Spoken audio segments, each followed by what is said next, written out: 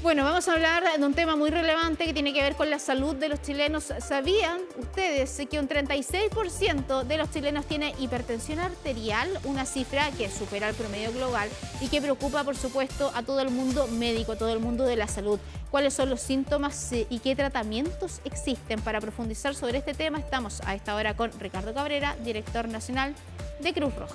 ¿Cómo estás? Muchas gracias por conversar con nosotros. Buenos días, gracias por invitarme también. Sí, es que es un tema muy importante y hay que crear conciencia sobre aquello. Estaba leyendo en la presentación esta cifra que es bien importante, estamos sobre el promedio mundial y lo cierto es que hay muchas personas que ni siquiera saben que tienen hipertensión.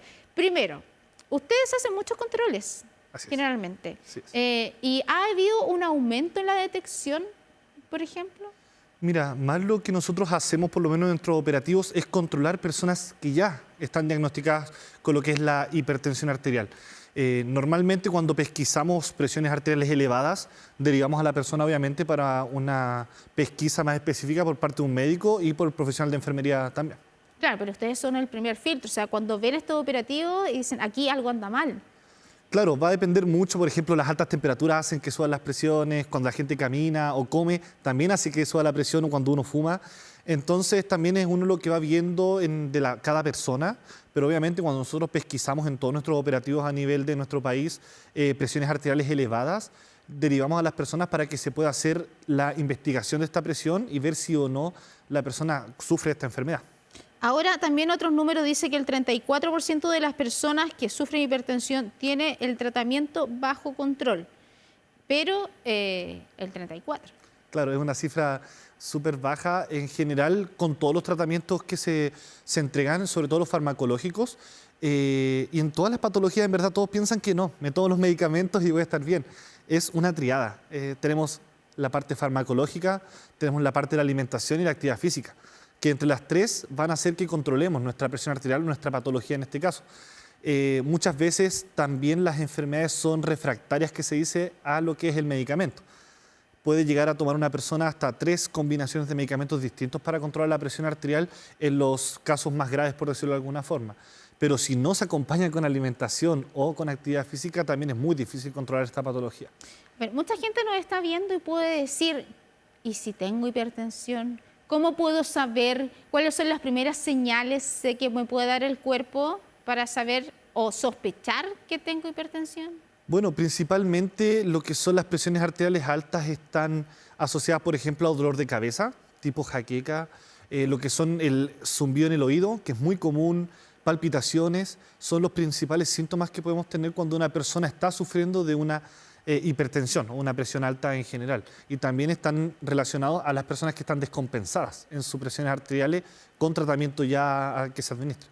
Claro, pero en el caso que la persona no tenga ninguna señal, que no tenga tratamiento, esas son las principales señales. Claro, son las principales. Hay casos en los cuales son asintomáticos. Ya hay personas de que por sí tienen presiones arteriales altas y el cuerpo se acostumbra a presiones altas, entonces no muestra sintomatología.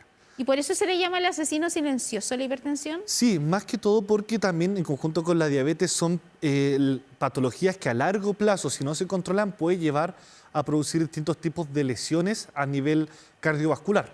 Fatigas del corazón, produciendo insuficiencias cardíacas en el futuro, problemas en las arterias, por ejemplo. La elasticidad de las arterias va cediendo con estas presiones arteriales altas. Y pueden llevar también a algunas patologías más complicadas. Si mezclamos, por ejemplo, que se acumula grasa de las arterias y hay presiones altas, puede ser un riesgo también para un embolismo, para un accidente cerebrovascular, para un infarto. Son distintas patologías que van todas relacionadas, lamentablemente. Y ahora, ¿por qué se puede producir la hipertensión? ¿Qué puede hacer mal una persona o qué está haciendo mal una persona para que derive en tener hipertensión? Mira, va a depender de muchas circunstancias. Primero, genético. Ya, hay un factor genético. Sí, hay factor importante. genético, la hipertensión. Si yo tengo mis papás o mis abuelitos que son hipertensos, tengo una gran probabilidad de tener hipertensión también, al igual que la diabetes. La alimentación y la actividad física también son factores que hacen de que yo pueda tener una presión arterial elevada, sobre todo, por ejemplo, el consumo de sal.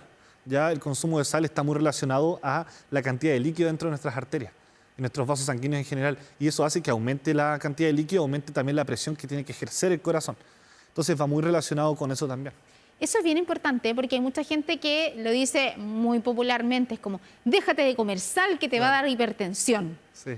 Pero es la sal, bueno, estamos el genético, sí, ese quedó claro, pero ¿es la sal también uno de los principales o también puede haber otros alimentos que puedan derivar en que nos dé esta enfermedad? Mira, en general, claro, uno siempre habla de la sal por el cloruro de sodio porque el sodio transporta mucha agua, mucho líquido dentro de nuestro cuerpo.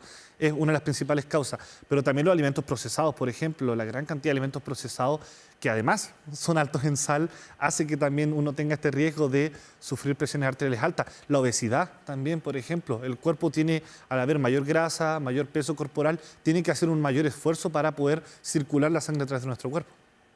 Bueno, productos procesados que antes había menos hipertensión quizás, porque había menos productos procesados, y ahora consumimos más de esos productos y estamos también, lo mismo que pasa con la diabetes, quizás que es la mala alimentación, que se requiere finalmente la alimentación saludable. Así es. Acudir al médico entonces es la clave para hacernos un chequeo. ¿Y qué pasa si uno detecta a tiempo esta enfermedad, podríamos decir? Mira, en general si se detecta a tiempo, se empieza con tratamientos más básicos, es decir, medicamentos que pueden ser diuréticos, que pueden ser inhibidores de algunas proteínas de nuestro corazón, que hace que disminuya un poco la presión. Y eso a largo plazo va a hacer que el cuerpo se fatigue menos, ¿ya? Porque si tengo presiones arteriales más tiempo, va a hacer que el cuerpo se fatigue más rápido o en un menor plazo y puede traer mayores consecuencias, como dije, asociado a distintas enfermedades cardiovasculares. ¿Y qué pasa cuando una persona no llega tarde, pero sí detectan que tiene varias consecuencias? ¿También existe un tratamiento quizás mucho más fuerte para evitar que esto siga avanzando? Sí, obviamente, como te había dicho, hay distintos medicamentos que se pueden dar. Hay combinaciones hasta 3 medicamentos, ya que algunos están relacionados a los diuréticos y otros relacionados directamente a proteínas, como te dije, del corazón y de los vasos sanguíneos. En los peores casos, claro, se mezclan hasta 3 medicamentos y en los más simples 1 o incluso solo con cambio alimenticio y de ejercicio, de actividad física, puede haber un cambio sustancial en la actividad física también, o sea, en la presión arterial, perdón. Claro, esos son los niveles, porque yo creo que todos conocemos a personas, pacientes con hipertensión, que se toman no me sé el nombre, pero se toman una pastillita en la mañana. Claro. Ese podríamos decir que es un nivel no normal, ojalá no tener hipertensión, Claro, pero así es. digamos que es un nivel normal, controlable de hipertensión. Sí, puede ser cuando son presiones que están por sobre los 140,90 y que no exceden estos límites tan bruscos, puede ser un tratamiento inicial de eso y si se mantiene en el tiempo, lo más probable es que el paciente pueda seguir o la persona con este tratamiento un gran tiempo sin necesidad de subir la dosis de medicamento. Ahora bien, hay personas que por diversos motivos terminan dejando los tratamientos. Hay personas que se aburren de tener que estar esclavizados a un medicamento de por vida y hay otras razones también. ¿Qué pasa cuando estas personas dejan bruscamente ese tipo de tratamientos? ¿Pueden generar un cuadro grave O sea, inmediatamente? puede producir que es algo como un rebote, es decir, que uno deja de tomar el medicamento y al igual que todos los tipos de medicamentos son drogas que se da al cuerpo. El cuerpo muchas veces se acostumbra a estos medicamentos para mantener ciertos estándares. Si uno deja de tomar el medicamento bruscamente, sin disminuirlo paulatinamente, según indicación médica, puede hacer que suba la presión excesivamente y llegar a una crisis hipertensiva, que son emergencias médicas ya que requieren una atención en un servicio de urgencia. Esas emergencias, ya lo decías, están derivadas en el corazón, pero pueden, por ejemplo, la idea aquí es crear conciencia, Claro. no que las asustar, personas, claro. claro, no asustar, no difundir el terror, pero sí crear conciencia. Una persona puede llegar a un estado grave e incluso poder tener hasta una falla multisistémica por una hipertensión que no esté controlada. O sea, en los peores casos lo que puede hacer cuando hay mucha presión, por ejemplo, personas que tienen antecedentes de aneurismas, por ejemplo, que es una debilidad de la arteria, la aneurisma puede explotar. Si es en el cerebro, una hemorragia, por ejemplo, y una ACV. Como había dicho, estas placas de ateroma, esta grasita puede soltarse y producir ya sea un trombo en el corazón, en el pulmón, en las extremidades, que eso sí es grave. Más allá de que la hipertensión pueda producir algo más grave, es la consecuencia a otros tipos de patologías relacionadas a la presión arterial alta, lo que puede provocar. No es la hipertensión como tal, sino que las consecuencias y el efecto que tiene en el organismo de las personas. Claro, es más secundario también algunas características del mismo cuerpo de la persona que pueda sufrir algún otro tipo de patologías relacionadas a la presión alta. Y ese tipo de cuadros puede estar derivado de la edad, por ejemplo. Hay personas, ahora, hay personas muy jóvenes que están sufriendo de hipertensión, pero siempre se asocia a una enfermedad de personas de más avanzada edad. No necesariamente adultos mayores, pero sí una edad más avanzada que alguien de 20 años, por supuesto, que esos son los casos menos conocidos. Pero entonces las consecuencias pueden estar derivadas de la edad también. O sea, la mayor cantidad de gente hipertensa en Chile, cerca del 60-70%, es mayor de 65 años en nuestro país. Lamentablemente, ¿qué pasa cuando la hipertensión se diagnostica o está presente más joven?